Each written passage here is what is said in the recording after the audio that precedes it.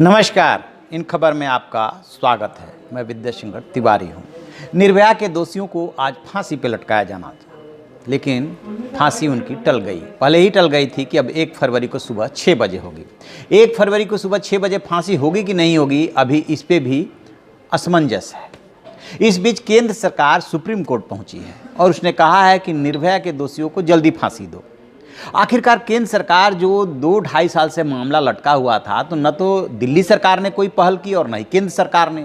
फिर ऐसा क्या हुआ इस मामले में जो अब केंद्र सरकार कह रही है कि नहीं, इसमें जल्दी होनी चाहिए, फांसी होनी चाहिए, कुछ तो बात होगी।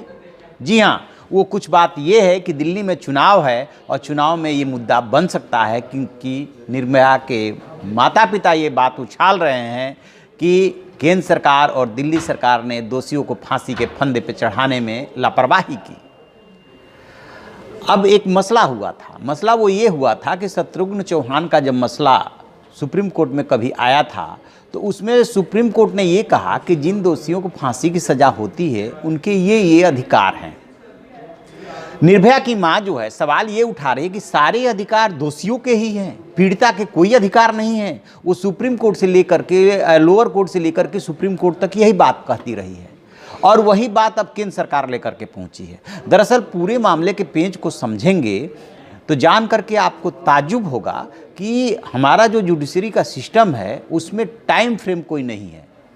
मतलब कि कोई केस कितने दिनों में डिसाइड होगा, कोई टाइम फ्रेम नहीं। लोअर कोर्ट से सुप्रीम कोर्ट तक जाने में कितना टाइम लगेगा, कोई टाइम फ्रेम नहीं।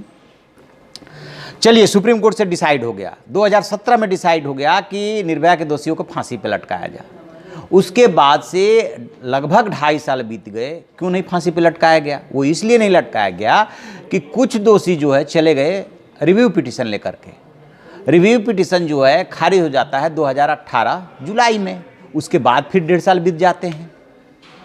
तो इसमें दिक्कत ये है कि रिव्यू पिटीशन, क्यूरेटिव पिटीशन और मर्सी पिटीशन के लिए कोई टाइम फ्रेम नहीं है। वैसे रिव्यू पिटीशन के लिए बना हुआ है, लेकिन इस मामले में इतने लैप्सेज हुए कि इसका भी फायदा उठाया गया। अब वही केंद्र सरकार कह रही है कि शत्रुघ्न चौहान वाले मामले में सिर्फ और सिर्फ दोषियों के अधिकार के बारे में सुप्रीम कोर्ट ने बोला, पीड़िता के अधिकार के बारे में कुछ बोला ही नहीं।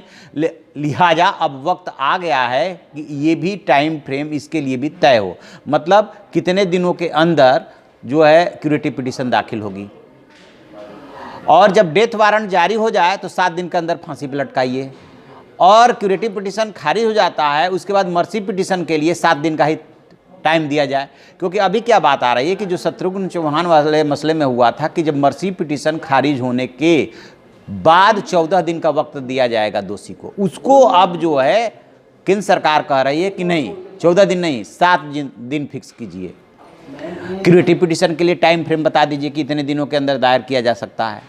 एक और केंद्र सरकार ने बड़ी बात बोली है, और वो ये बोली है कि यदि कई दोषी हैं और उसमें से किसी एक दोषी ने ही मर्सी पिटीशन दाखिल किया और मर्सी पिटीशन खारिज हो गया, तो फिर उस दोषी को फांसी के फंदे पे चढ़ा दीजिए। ये मत इंतजार कीजिए कि और तीनों के मामले में क्या होगा। दरअसल जो कुछ भी ये कहा जा रहा है वो निर्भया के मामले के इर्द गिर्द ही कहा जा रहा है, क्योंकि जो मुकेश है उसकी जो है मर्सी पिटीशन खारिज हो चुकी है और उधर क्यूरेटिव पिटीशन भी खारिज हो चुकी है।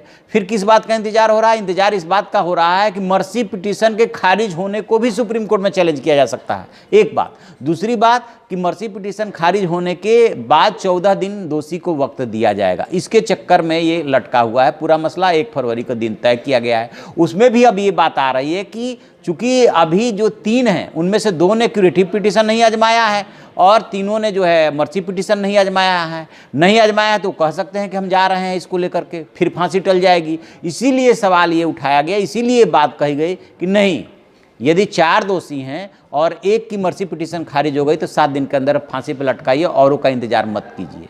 अब देखते हैं कि सुप्रीम कोर्ट इस पर क्या कहता है। सरकार जो है बहुत महत्वपूर्ण सरकार ने ये बात कही है। बेशक निर्भया के मामले में देरी हुई, लेकिन और किसी निर्भया के साथ ऐसा न हो, इसलिए सुप्रीम कोर्ट को ये गाइडलाइंस बना ही देना चाहिए कि मामला डिसाइड होने के बाद कितने दिनों के अंदर क्यूरेटिव पिटीशन, उसके डेथ वारंट जारी होने के जो है बाद 7 दिन के अंदर फांसी की सज़ा, और मर्सी पिटीशन के लिए जो है मर्सी पिटीशन खारिज होने के बाद 7 दिन से ज़्यादा समय फांसी पर लटकाने के लिए नहीं दिया जाना चाहिए। जो भी इसमें अपडेट मिलेगा हम आपको बताएंगे। आप देखते रहिए हमारा डिजिटल चैनल इन खबर। Thank you. इन खबर चैनल को सब्सक्राइब करें और बेल आइकन दबाना ना भूलें।